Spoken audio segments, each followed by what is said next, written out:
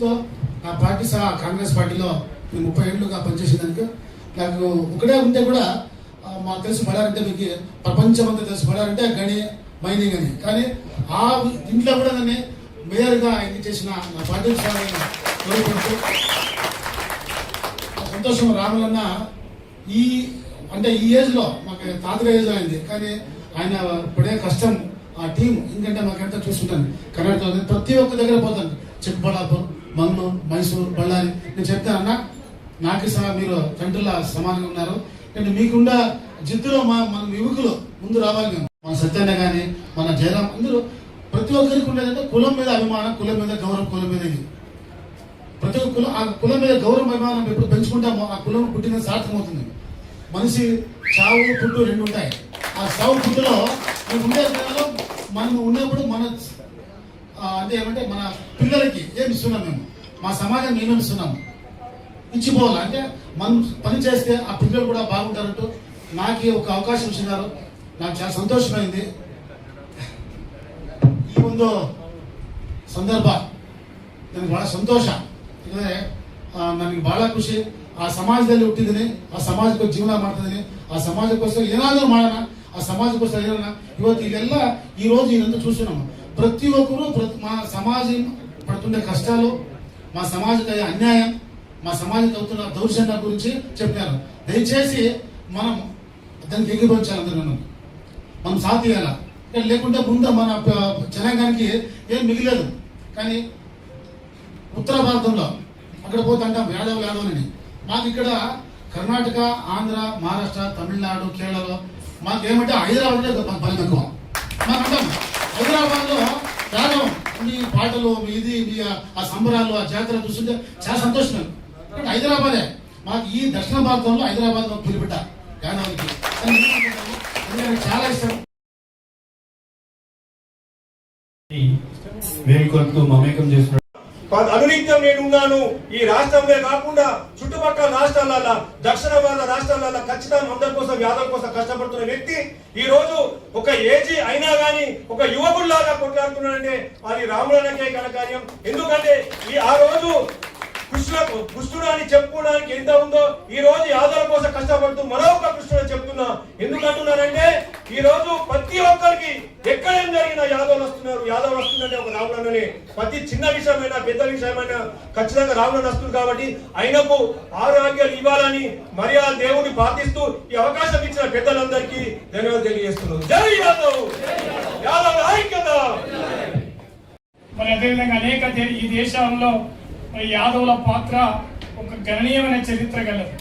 ఈనాడు ఉత్తరప్రదేశ్ కావచ్చు, బీహార్ కావచ్చు, అనేక రాష్ట్రాలల్లో మరి యాదవులే ఈ భారతదేశ చరిత్రని, భారతదేశ రాజకీయాలని మలుపునిస్తున్నటువంటి చరిత్ర మనం చూసాం. గత 20 సంవత్సరాలుగా భారతదేశ రాజకీయాలని అనేక సందర్భాలలో అది బీహార్ కానీ ఉత్తరప్రదేశ్ కానీ రాజకీయాలు నిలబడ్డ చరిత్ర చూసాం. అదేవిధంగా తెలంగాణ రాష్ట్రంలో అత్యధిక జనాభా కలిగి ఇవాళ ఏ గ్రామానికి వెళ్ళినా, ఏ పల్లెకి వెళ్ళినా అత్యధిక జనాభా కలిగినటువంటి మన జాతి యాదవ జాతి. మరి తెలంగాణ అనగానే ఆనాడు తెలంగాణ సాయుధ రైతాంగ పోరాటానికి కొమరయ్య వారసులో మన యాదవ జాతిని సందర్భాన్ని గుర్తు చేస్తారు. ఆనాడు ఉమ్మడి తెలంగాణ రాష్ట్రంలో బాంచం ద్వారా కాలు మొక్కుతున్న ప్రజల్ని బందూకు బట్టి దొడ్డి కొమరయ్య మరి అమరత్వం పొందినటువంటి నేల. అందువల్ల ఈ తెలంగాణ అనగానే యాదవులకు ఒక బలమైన స్థానం ఉన్నటువంటి ప్రాంతం. అందువల్ల సోదరులారా, ఇవాళ జరుగుతున్నటువంటి మన ప్లీనరీ ఒక ప్రత్యేకమైనది. ఎందుకంటే భారతదేశంలో ఇలా బడుగు బలహీన వర్గాలు, అదేవిధంగా సబ్బంధ వర్గాలు, అస్తిత్వ ఉద్యమాలు, సామాజిక ఉద్యమాలు జరుగుతున్నటువంటి నేపథ్యంలో మన యాదవ ప్లీనరీ జరుగుతూ ఉంది. అందువల్ల ఈ సందర్భంగా గుర్తు చేసుకోవాలి. ఇప్పుడే అనేక అంశాలు చెప్పడం జరిగింది. సరే, ఇలా భారతదేశ పార్లమెంట్లో కానీ, చట్ట సభలలో కానీ, లేకపోతే గ్రామాలలో మరి రాజకీయం కానీ, సామాజిక కానీ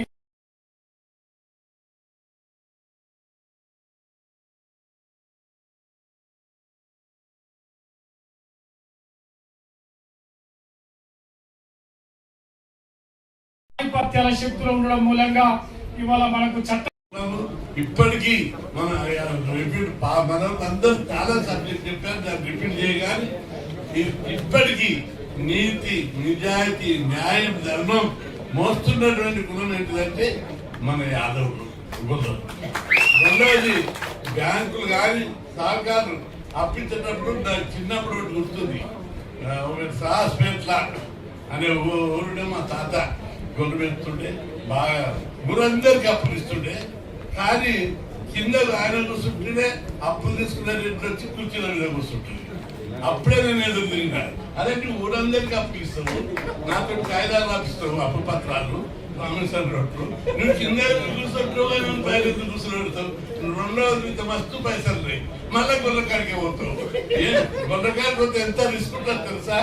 ఇక ప్రతి ఒక్కరు ఊరందరికి పైసలు ఇస్తే మా తాత మళ్ళీ తాత ఈ గొల్లు అప్పుడు నేను అన్నమాట, నువ్వు గొల్లుంటే ఇప్పుడు బంద్ చేయి, నువ్వు వ్యాపారం ఏదైతుందో వడ్డీ వ్యాపారం అది ఒక్కటి చేసి సరిపోతుందని చెప్పిన.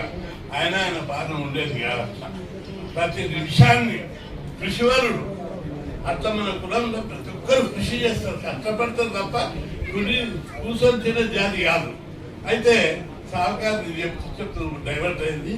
సాహస్పేట అని ఊరు ఉంటుంది, అక్కడ పెద్ద సహకారం ఉంటుంది. ఊళ్ళో పోయి 5-6 కులాల వాళ్ళు కరువు, పెద్ద కరువు వచ్చింది ఆయన సంవత్సరం.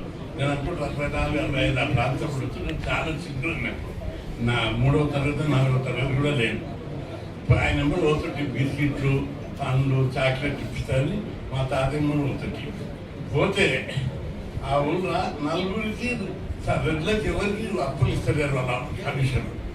అయితే వాళ్ళు ఏం చెప్పారు, అప్పులు ఇస్తలేరు అంటే ఏ కులం అంటే మా రెడ్డి, మాది మీదే కులం అంటే కులాల పేరు చెప్పండి, కులాల పేరు చెప్పారు, వాళ్ళు ఫీల్ అవుతారు.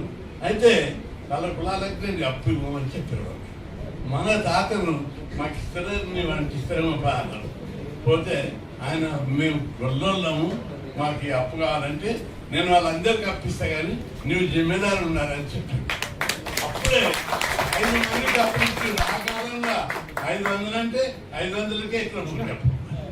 అట్లా ఆ ప్రైవేట్ సాగుదారులు కూడా మన కులానికంటే అప్పుడు గుడ్డిగా సంతకం తీసుకొని ఇచ్చేటటువంటి నమ్మకమైన కులపళ్ళు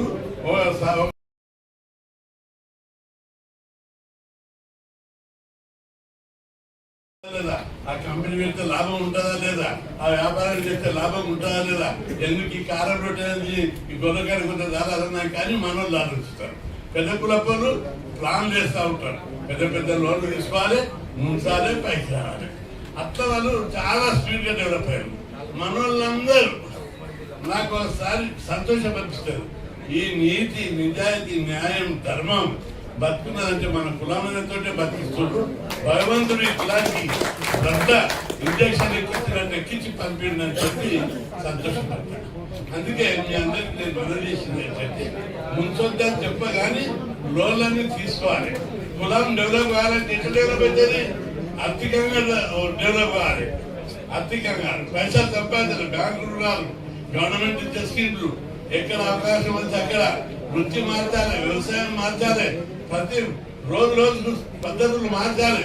ఇంకా కుల విద్య మానవుల గువ్వలు అన్నట్టు నేను ఇంకా కుల విద్య గుర్రకాడికి పోతా.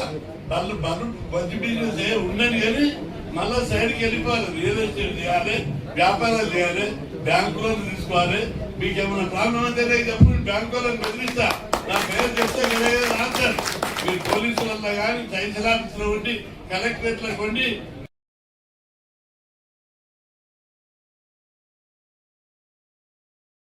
కాబట్టి మీ పిల్లల్ని మీరు అందరూ చదివించాలి. మన కులపోరు కూడా చదివితే మనం ఎంకరేజ్ చేయాలి. ఎవరికైనా సీట్ దొరకలేదు నాకు చెప్పండి, నేను చిట్టి రాస్తే గజ గుర్తిస్తాను. కాబట్టి ప్రతి ఒక్కరిని నన్ను ఉపయోగించుకోండి. మీరు పోలీస్ స్టేషన్లు ఉపయోగించుకోండి, ఎంఆర్ఓ ఆఫీసులు ఉపయోగించుకోండి, కలెక్టర్ ఆఫీస్ ఎక్కడ బాధ అయినా నాకు ఒక ఫోన్ చేయండి.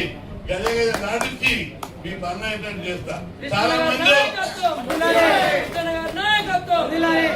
చాలా మంది మనోళ్ళు ఫోన్ చేసి పలానా నోట్లంతా 50 గొర్రెలు తీసుకుపోయి పైసలు ఇస్తారు అంటారు.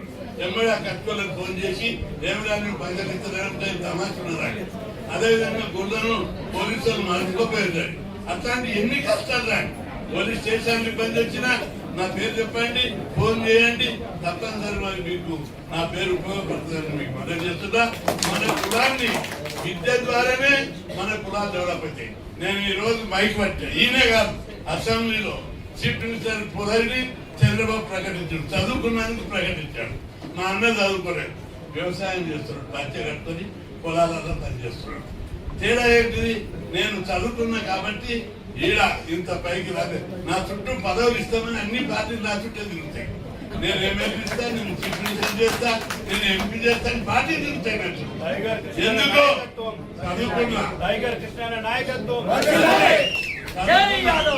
చదువుకుంటే మన పిల్లలు